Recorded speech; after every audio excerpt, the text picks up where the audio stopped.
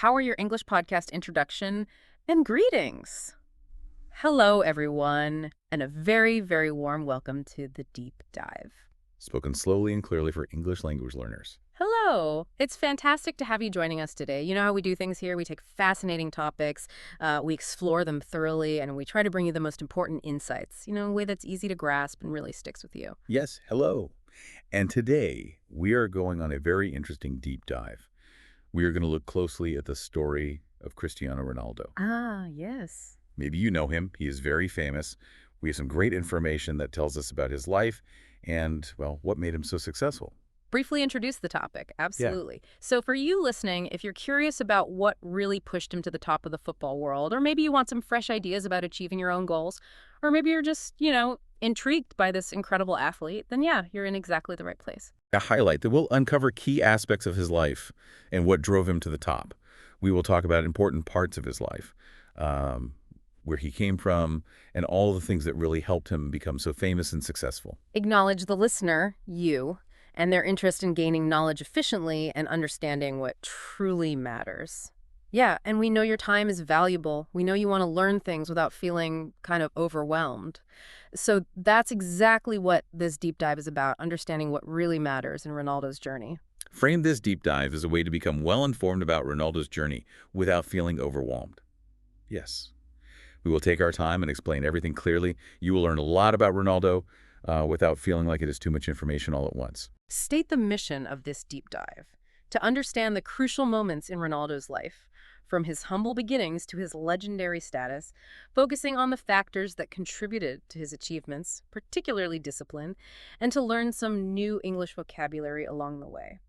Okay, so our goal today, our mission, if you like, is to really understand those key moments in Ronaldo's life where he started, that amazing rise to the top, and especially what made him so driven, so disciplined. Mention that we have sources detailing his biography and an analysis of his success secrets. We have some good sources. One tells us his life story, his biography, and the other looks at the secrets of why he became so successful.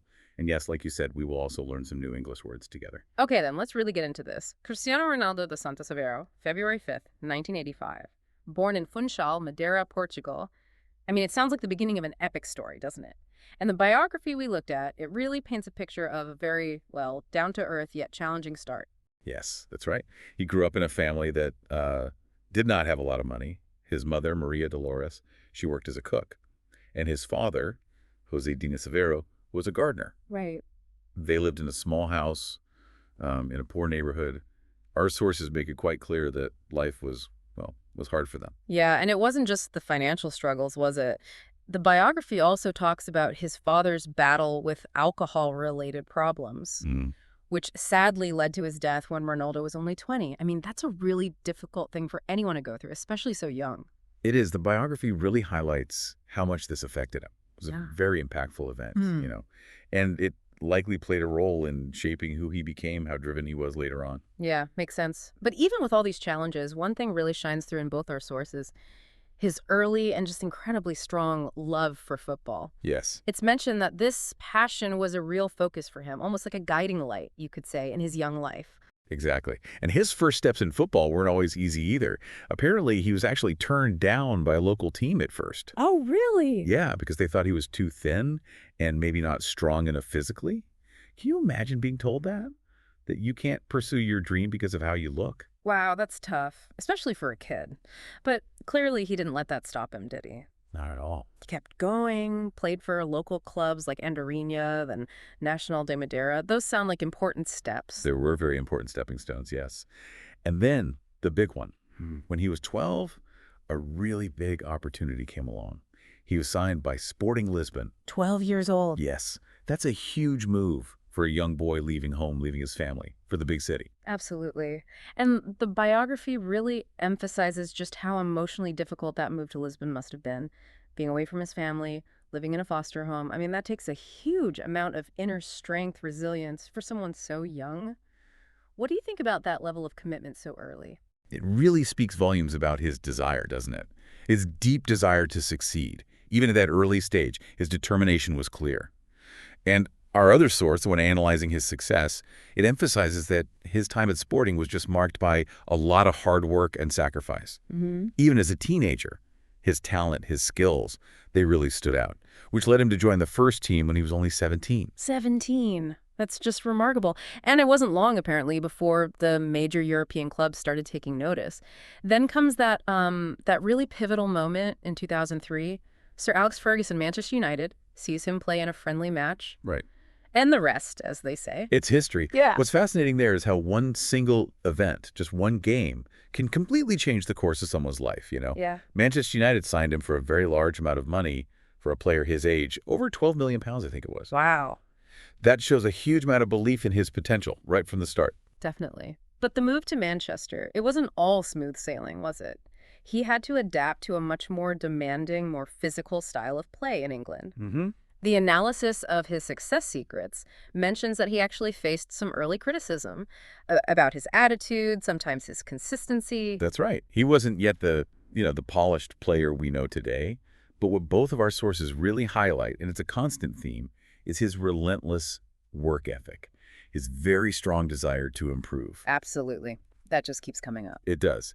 And under Ferguson's guidance, he really started to, well, blossom. He improved technically, physically, tactically. Right. And actually, this is a perfect moment for us to maybe introduce one of our new English expressions. The phrase is level up. Okay. So to level up basically just means to improve or advance to a higher level, like climbing a level in a game, maybe. So you could say, Ronaldo constantly trained to level up his skills. What stands out to you about that idea? Always trying to level up. It shows a mindset, doesn't it? A mindset of continuous growth. He wasn't satisfied with just being good. He always wanted to be better. Exactly. And it was during this time at United that his incredible speed, his amazing dribbling, and just his knack for scoring goals became so important for the team. He was really becoming a major force. And then comes 2008, global fame hits. He wins his first Ballon d'Or, which for listeners who might not know is like the top individual award a football player can possibly get. The very top, yes. And in the same year, he helped Manchester United win the UEFA Champions League, the biggest club competition in Europe, and he even scored in the final. It sounds like everything just clicked into place that year. It must have felt like that, but it was really the result of so many years of hard work, of dedication. True. And it really marked the beginning of his sustained dominance at the very, very highest level. Then, in 2009, he makes that huge move to Real Madrid for a record-breaking transfer fee at the time. The pressure must have been immense. Oh, unbelievable pressure. But as our biography points out, he certainly didn't seem fazed by it. His performances for Real Madrid were, well, exceptional right from the get-go. What's truly amazing is the consistency he showed there. Winning 4 more Ballon d'Or awards while playing for Real Madrid, that's just an incredible level of sustained excellence over so many years. Yeah, year after year. And breaking so many records. Like the record for the most goals scored in the history of the UEFA Champions League, what was it, 130 goals in 172 matches? Those numbers are just astonishing. They really are mind-boggling, and playing such a key role in Real Madrid's historic run, winning 4 Champions League titles in just 5 years. I mean, that's the stuff of legends, right? Absolutely. But even with all this incredible success on the pitch, the biography reminds us he was still facing personal challenges, like dealing with his father's health struggles and then his eventual passing. Yeah, it's a good reminder, isn't it? Even global superstars face personal hardship. Yes. And the constant attention, the scrutiny that comes with being that famous, as the biography mentions, that undoubtedly had an impact on his personal life, too. It's a whole different kind of pressure to deal with every single day. It really is. But through all of this, he seemed to show remarkable personal growth. He truly became a kind of model, didn't he, of that hard work, the discipline, the dedication we keep talking about. And he was smart, too. He used his platform to build his personal brand, CR7, launch businesses in fashion, fitness, made investments. He's a very sharp businessman. Absolutely. He understood the power of his image and used it very effectively. Yeah. Which leads us nicely into the topic of salaries, money, and fame. Right. He has consistently been one of the highest paid footballers in the world. The biography gives us some idea, mentioning he earned around $21 million each year after tax at Real Madrid. Wow. And apparently even more when he moved to Juventus later on. And that's just his salary from playing. Then you add the endorsement deals like major global brands like Nike, Clear Shampoo, Herbalife. Those must have boosted his wealth significantly. Oh, hugely. His total personal fortune is estimated now at over, what, €500 million? Incredible. It's a clear reflection of his success, both on and off the pitch. And like you said, his fame directly fueled the success of his CR7 brand and his other business ventures. Okay, let's pause for another useful English phrase here. Pay off. Okay. When something pays off, it means it results in success or a good outcome. It works out well. So a perfect example here. Ronaldo's hard work and perseverance paid off with numerous awards and titles. It certainly did for him. Can you think of a time when hard work paid off for you? Maybe something our listeners could think about too. That's a great question for everyone. But, as with any long career, there have been more recent challenges, different stages. His return to Manchester United in 2021, for instance. It didn't quite hit the same heights as his first time there, did it? No, it was a different time, different team dynamics, maybe a different stage in his career too. Right. And then his move to Al Nassr in Saudi Arabia in 2022. That marked a really significant new chapter. Some people had, let's say, strong opinions about that move. But by all accounts, he's still performing at a very high level in a new league. Yeah, still scoring goals. Which kind of brings us back to a really core theme that emerges from both sources, this idea of discipline perhaps being more important than just raw natural talent. Yes. The analysis of his success secrets actually says something quite striking. It says he wasn't the most talented kid on his team, but he outworked everyone. That's a really powerful statement, isn't it? It is. It highlights how discipline, determination, sheer hard work, maybe they can overcome perceived limitations in natural ability. What do you make of that? Can discipline really trump talent? It's such a fascinating debate. I mean, maybe natural talent gives you a head start, but it's that consistent effort, the dedication, that lets you actually use that talent and keep going for years and years. Exactly. The analysis even uses the term ritualized discipline. Oh, interesting. What's that? It's this idea of having a really strict commitment to daily improvement, Yeah. always putting in extra work, and really focusing, like blocking out distractions. Right. It's about that consistency, isn't it? Day after day, week after week, year after year. And this is a great moment, actually, for another important English word, grit. Grit, okay. Yeah, Grit. Grit basically means perseverance and passion, especially for long-term goals. It's about sticking with things even when they're hard. So you could definitely say Ronaldo's grit made him a legend in football. He just doesn't give up. That's a perfect description. And our sources give us some really concrete lessons we can maybe take from his success. One big idea is that small daily habits compound. Yes, the compound effect. Exactly. It wasn't just one big effort, but the consistent dedication to things like, sleeping well, following a strict diet, doing extra practice every single day. All those little things add up. Absolutely. It's the accumulation of all those small discipline choices that leads to such massive results over time.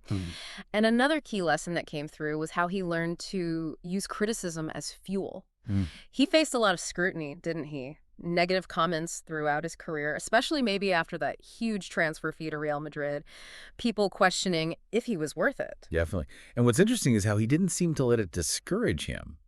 Instead, he almost used it as motivation, didn't he? Like something to prove wrong. Yeah. Which maybe fueled his drive to win all those Ballon d'Ors and achieve so much. Yeah, turning a negative into a positive. And that brings us neatly to another very useful English phrase. Face head on. Okay. It just means to confront a problem or a challenge directly without trying to avoid it or run away from it. So Ronaldo really learned to face criticism head on and use it to improve himself. Have you ever had to face something head on in your life? Another one for us all to think about. I think we all have at some point, yes. So now let's maybe have a little bit of a debate, shall we, just to spice things up.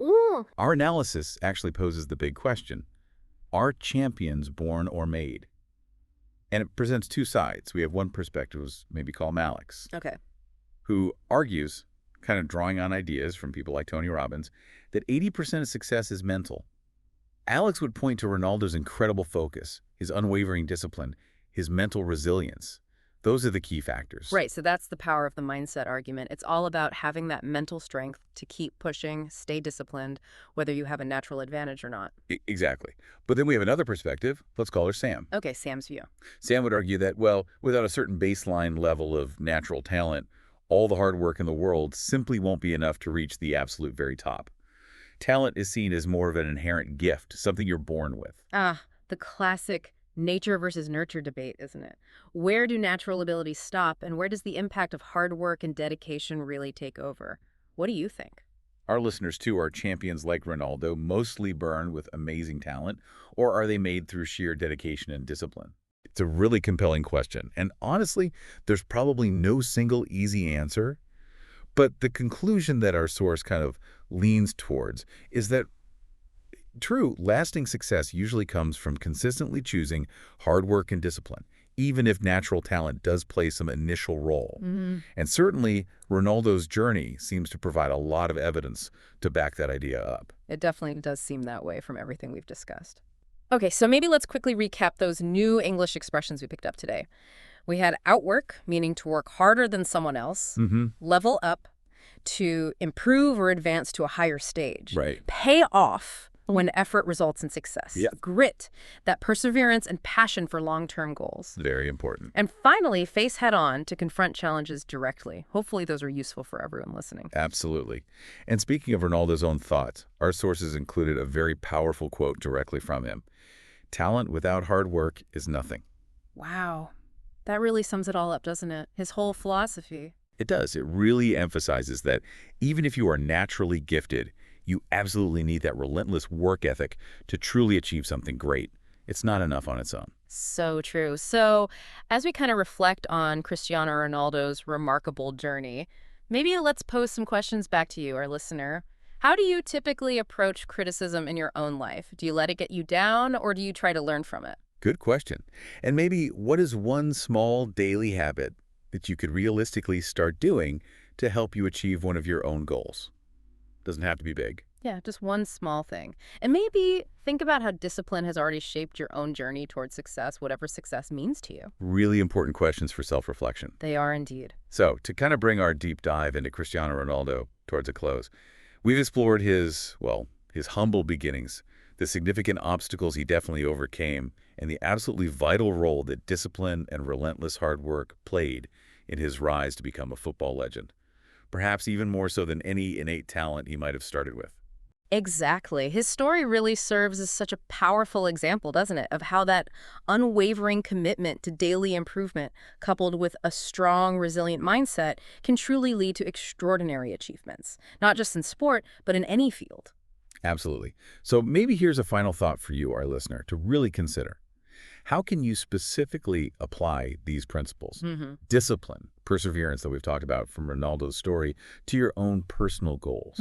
Maybe it's in your journey of learning English, or maybe it's in another area of your life that's important to you. What is one seemingly small but consistent action that you could start taking, maybe even today, that might over time compound into really significant achievements? Just think about that long-term impact of your daily habits. Such powerful insights to end on. And well, that brings us to the end of another deep dive. Thank you so much for joining us today. We really hope you found this exploration insightful, thought-provoking, and maybe even a little bit inspiring for your own goals. Yes, thank you for listening. Empower Your English podcast, outro, and farewell. Until our next deep dive together, keep learning, keep growing, and keep exploring the world around you. Goodbye for now. Spoken slowly and clearly. Goodbye, everyone. It was very nice to spend this time with you. Keep practicing your English.